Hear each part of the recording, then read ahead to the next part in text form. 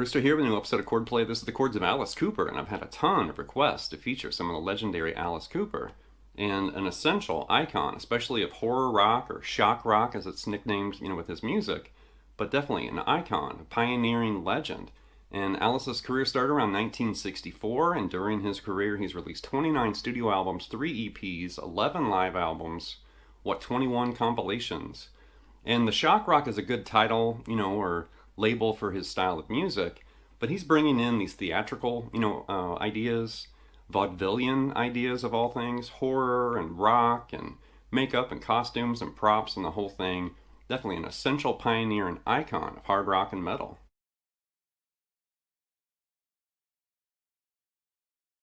So over the years in Alice's band, he's had an assortment of great guitarists, actually in his group, and then also a kind of a random assortment of great guitarists, as guest appearances in the studio.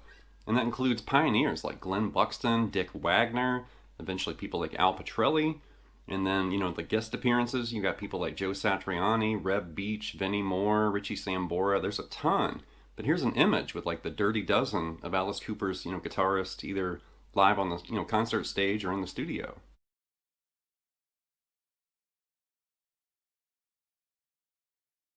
As far as Alice Cooper's connection with horror, there's a huge mountain of history right here. Either, contributing music to a horror film or Alice actually appearing and starring in a horror film. There's lots of examples of this, and I think most famously, most people look at He's Back, the Man Behind the Mask, from one of the Friday the 13th sequels. That's an okay song. There's way too much keyboard in that song for me. And, I haven't asked Jason Voorhees what he thinks. I think there's probably too much keyboard for Jason Voorhees too. But definitely a classic song. And here's an image with, connecting Alice Cooper with horror films.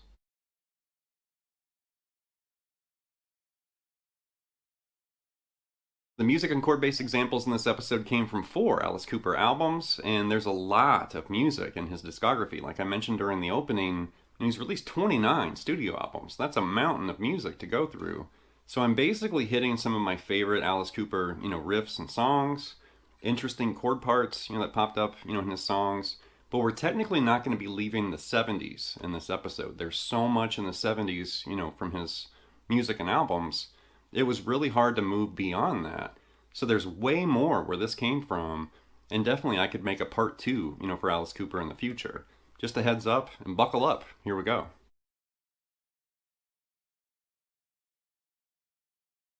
With the opening, that's the song Cold Ethel from Welcome to My Nightmare, and that's one of my favorite Alice Cooper songs. Definitely overlooked and underappreciated, but what a cool opening, riff. And spoiler alert, the reason Ethel is cold is she's being stored in a refrigerator and she's dead.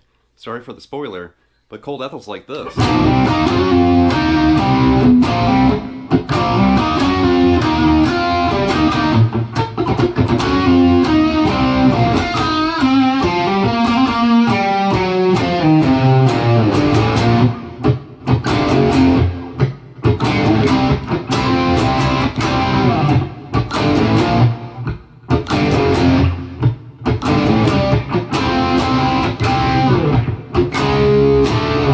Something like that. So it actually starts with these fourths. Think like C minor pentatonic right there, the box. And then we're basically just kind of mashing those fourths and kind of creating this riff. Like that. So just think of like Smoke on the Water and some of those classic fourths riffs. And we're just kind of walking our way through C minor pentatonic, also grabbing the flat 5 up there. Do it again. Kind of funky scratches. And then, right, like that. And then,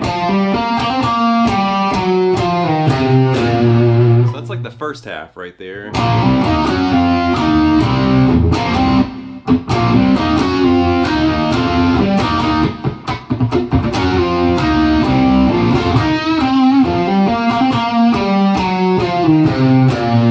Power chord hits and a guitar solo starts right there.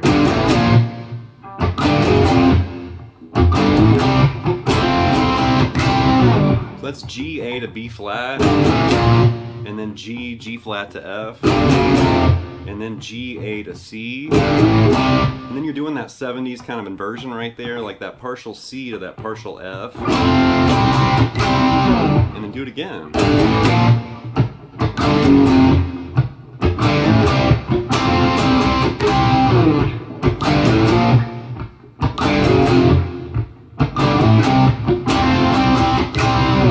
Eventually it moves into like the C sharp to D and goes in the next section of the song. But check out Cold Ethel. That's a cool riff, and I love the tone and the vibe and everything. Really cool. Next up's the song Is It My Body? This came from the album Love It to Death, and it's pretty simple. It's this kind of shifty slide chord riff like this.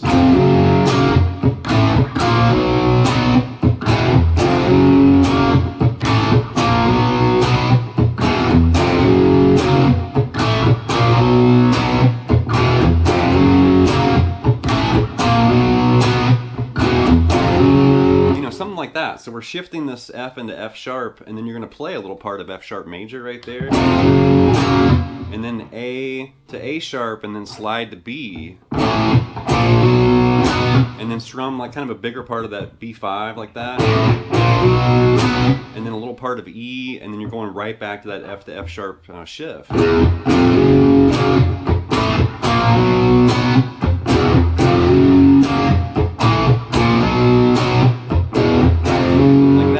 Basic, but I like that riff. It's kind of, well, it's slipping and sliding around. It's got a cool groove to it. Kind of a classic, kind of old-time rock and roll kind of sound, too. Next up's the riff from the song Devil's Food. This is from the album Welcome to My Nightmare, and it's something like this.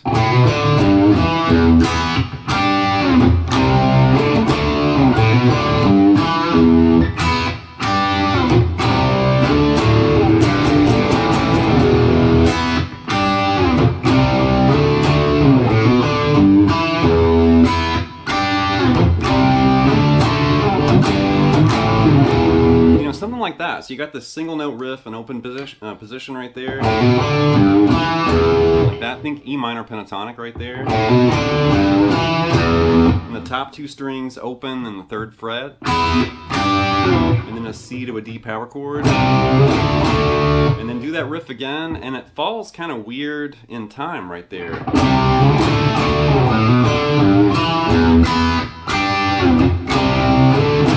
The second time you're going to bang out this G to A.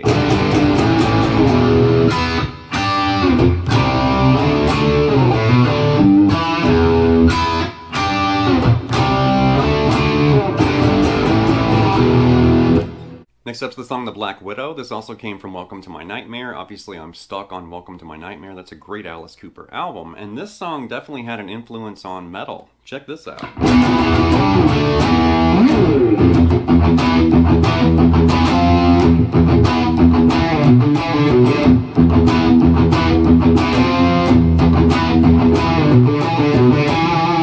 Pretty basic and short and sweet here, but you got the opening with that E to G, D to E, power chords. And then the next riff, which ends up being the verse riff, you've got this half-step movement, from the root, that E to F, kind of signaling Phrygian right there.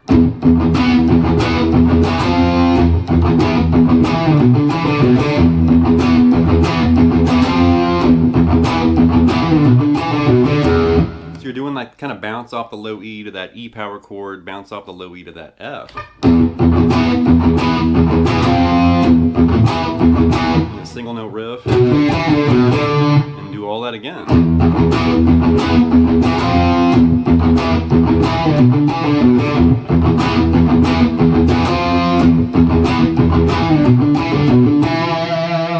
Next up's the legendary Under My Wheels, the opening track from the album Killer, something like this.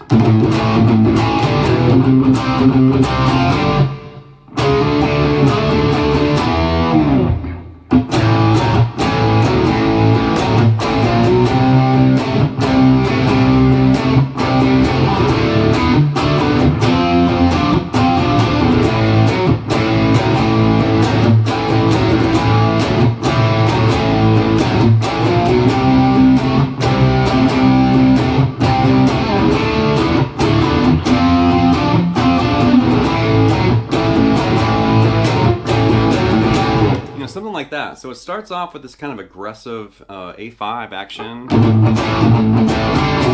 And that's what I'm hearing there, like that partial, like the top part kind of moving back to that partial G, and then you're grabbing like that E over B right there. And then do the same thing in C right here. And then you're gonna slide, that C sharp into D right there. Like the first time's slow, the second time's fast. And then E. Then you start doing the boogie blues riff, on A right there. That, A5 to A6. Right there, after you do the A6, you're gonna move up chromatically to C5 right there. And then start doing that boogie blues right there. C5 to C6, then hop over here and grab D5 to D6, and then up here to F5 and F6, and then back to A5 and A6.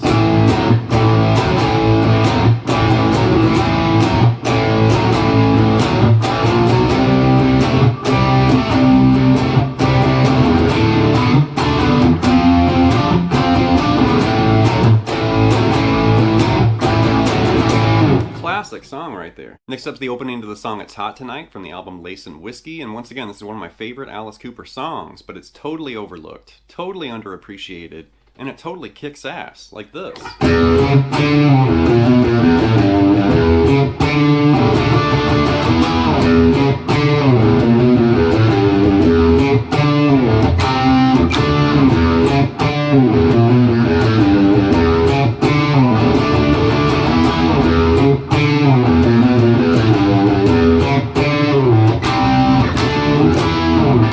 Not really that hard to play, but totally badass. And it's a funky kind of single note riff in the beginning.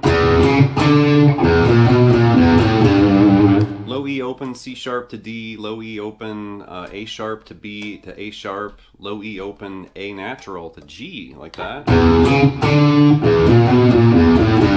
Do it again. Right there you're going to do a D5 to an E5 and kind of bang it out. And then do the riff again. And then a hit into C and then a hit into D. And do all of it again.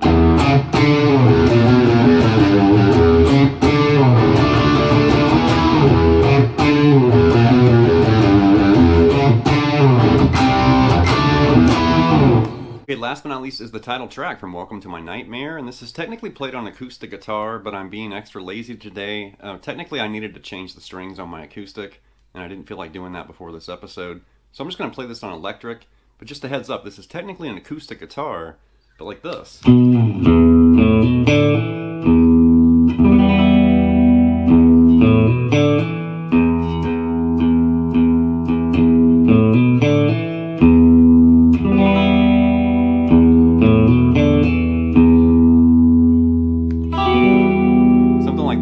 Last chord's extra yummy right there, but start with a slide on that B note down to the low E open. Kind of a really simple single note riff there. And after you do that, like the open A, B, open D to that E, low E open, and then you're going to grab E minor, but it's like this. So you're basically just holding down that G and B note, and everything else is open strings. And then do that riff again. Like that second time you just hang on that low E string open. Do the E minor again. And right there, right before the verse starts, there's that tasty little nugget. So after all that opening part, this last little chord, it's basically E minor add 9 right there. But a really tasty way to play it. Think of like C major, like a cowboy C major chord. Let's move that all the way up to where your third finger's on the 10th fret, and then you're going to basically hold down that F sharp right there, which is your 9th. What a cool chord. And you can hear it like right before the verse starts in that very famous song right there. Alright, that's going to wrap this episode of Chordplay with this look at the chords of Alice Cooper. Definitely this episode was long overdue. I've had a mountain of requests to feature Alice Cooper, and I noticed in those requests there were a lot asking for the early years. You wanted Glenn Buxton and Dick Wagner and the gang, and that made me really happy. And I was tempted to make this episode kind of more recent, maybe like starting in the 80s and then hit the 80s, 90s, and up to today. But then once I went back and started listening to those albums from the 70s where it started, I thought, no, I have to do this right. I have to serve up. This is the first time we've looked at Alice Cooper. I have to start with where it started. And then we can make our way. Maybe I can do a sequel in the future and hit, more recent Alice Cooper. Because definitely some of the Kane Roberts era, is totally rocking out and shredding. But definitely don't overlook those early years. Alice Cooper in the 70s is essential, definitely. More than just Kiss, too. I mean, Kiss definitely borrowed heavily, but thousands of other people and bands did, too. So anyway, leave some feedback and comments. Please subscribe to my lessons, and I'll be back before you know with more content and material. Thank you.